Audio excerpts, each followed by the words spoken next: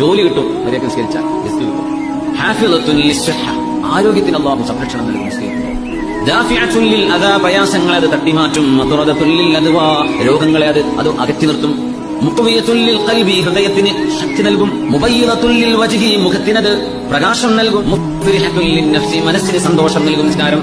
മുദ്ഹിബത്തുൻ ലിൽ കസൽ, മടി ഇല്ലാതെയാകും. മുനശ്ശിതത്തുൻ ലിൽ ജവാരിഹി, നിസ്കരിക്കുന്ന മനുഷ്യന്റെ അവയവങ്ങൾക്ക് കൈകാലുകൾക്ക് ഉന്മേഷമുണ്ടാകും. മുമിദ്ദത്തുൻ ലിൽ ഖുവാ, മനുഷ്യന്റെ കഴിവുകൾ അത് പരിപോഷിപ്പിക്കും. ശാരിഹത്തുൻ ലിസ്സദർ, ഹൃദയത്തിന് വിശാലത ഉണ്ടാകും. മുഗദ്ദിയത്തുൻ ലിർറൂഹി, അത് ആത്മാവിന് പോഷണം നൽകും. മുനവ്വിറത്തുൻ ലിൽ ഖൽബ്, ഹൃദയത്തിന് വെളിച്ചം നൽകും. ഹാഫിളത്തുൻ ലിൻ നിഅമ, അല്ലാഹു നൽകുന്ന അനുഗ്രഹങ്ങളെ അത് നിലനിർത്തി തരും. ദാഫിഅത്തുൻ ലിൻ നിഖമ, അല്ലാഹുവിന്റെ ശിക്ഷയെ അത് തട്ടിമാറ്റും. ജാലിബത്തുൻ ലിൽ ബറക, ബറകത്തിനെ കൊണ്ടുവരും. മുബഇദത്തുൻ മിനശ് ശൈത്താൻ, പിശാചിൽ നിന്ന് നമ്മളെ അകറ്റി നിർത്തും.